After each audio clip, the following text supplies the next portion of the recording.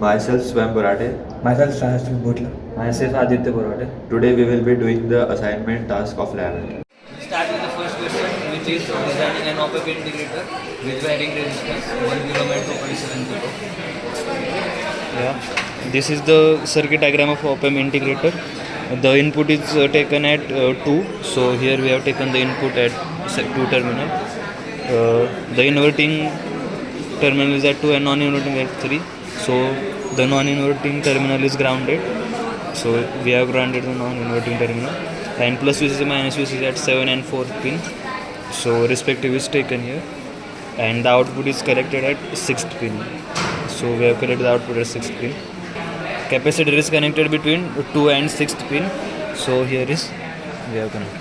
So in the input we have given a sine wave of 1 volt peak to peak And frequency 100 Hz, and as the integration of sine is cos, we can see that the phase difference is 90 degree. So we have obtained the cos wave. So we will now start increasing the frequency. Initially we are at 100 Hz, and we'll see how it changes in the output. So I am increasing the frequency. See, the output is decreasing. Again I am increasing. Proportionately output is going on decreasing. Yeah. This is because we can explain it through the formula. As gain is VO by VI, which is 1 by 2 pi RC. So our VI is 1 volt, which is constant. So we are varying frequency as it is inversely proportional to frequency. As frequency increases, gain decreases, therefore VO decreases. We have taken the values of VO by varying the frequency from 100 Hz to 10 kHz and plotted the graph. This is the frequency response of the integrator. The blue one is for R equal to 1 kilo ohm, and the orange one is for R equal to 2.7 kilo ohm. We can see from the graph that as resistance increases, the gain value decreases. We can also verify from the formula that gain is inversely proportional to frequency and R also. And the unity gain frequency, the frequency at which decibel value is 0, we can see that for R equal to 1, it is this value, and as resistance increases, the unity gain frequency also decreases. And from formula also it is clear that it is inversely proportional to resistance. One more observation, we can see that the integrator acts as a low pass filter. As for low frequencies, the gain is high, and as the frequency is increasing, the gain is decreasing. So we will now move on to the second question, which is the designing a differentiator.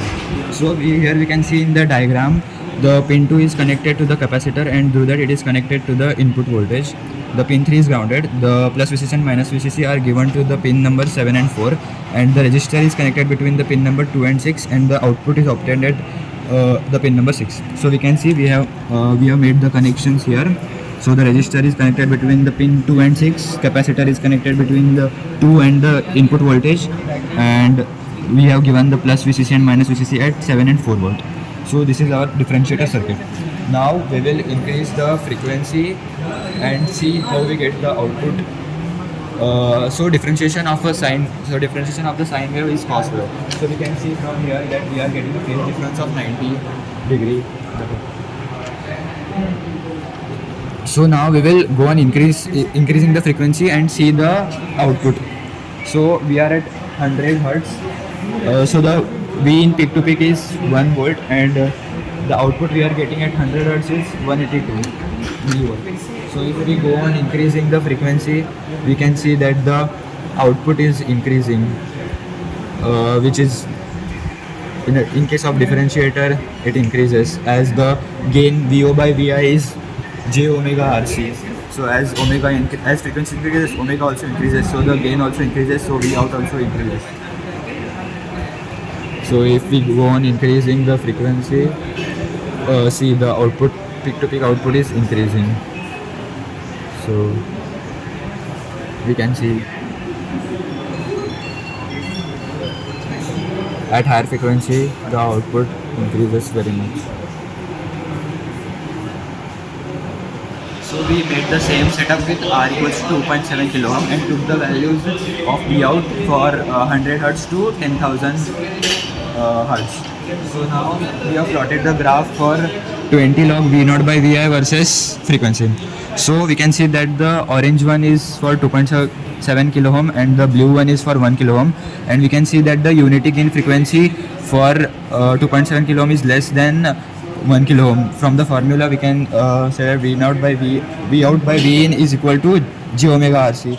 So the unity gain frequency becomes 1 divided by 2 pi FRC. So if R increases, the unity gain frequency decreases. So you can see from the graph also. The formula of gain is V naught by Vi equals to J omega RC.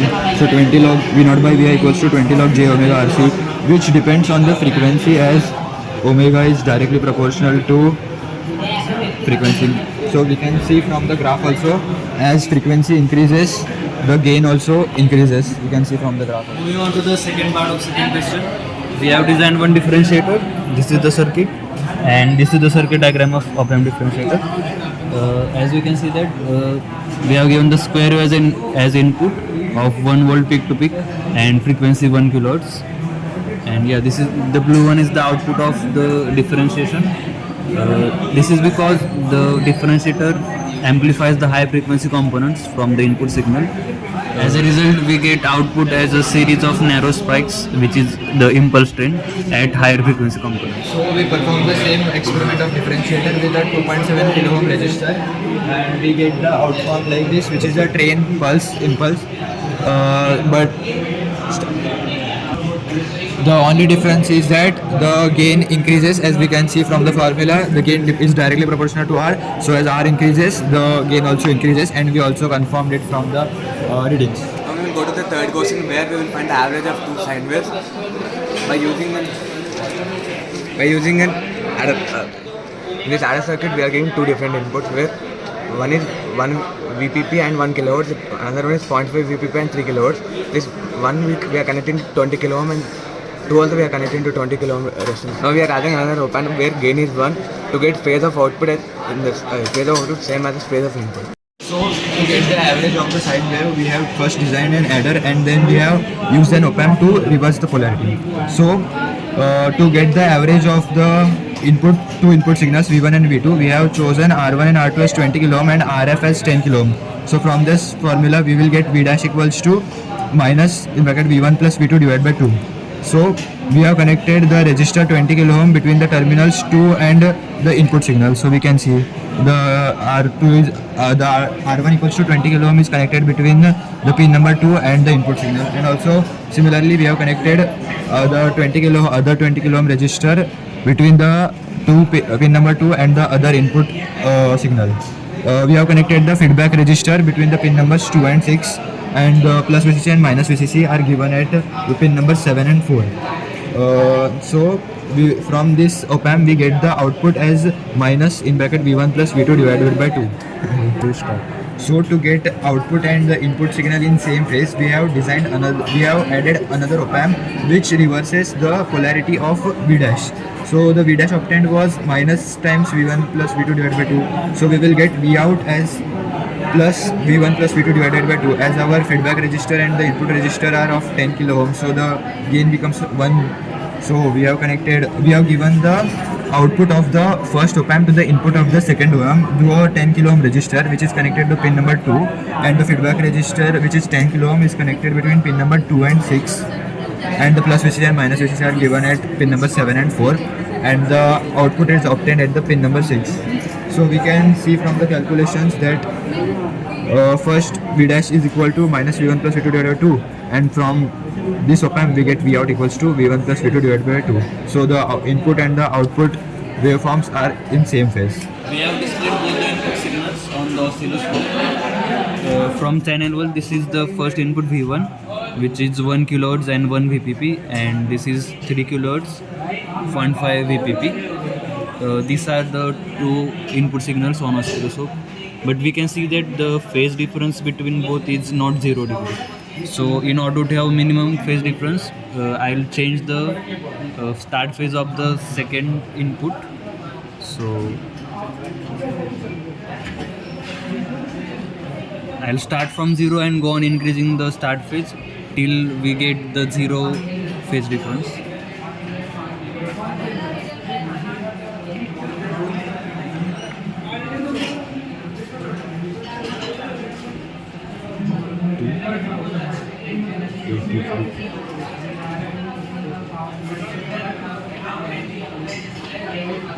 Yeah, we can see that at 283 start phase, the phase difference between both in signals is minimum. It is in milledecrease. So yeah, it is almost zero.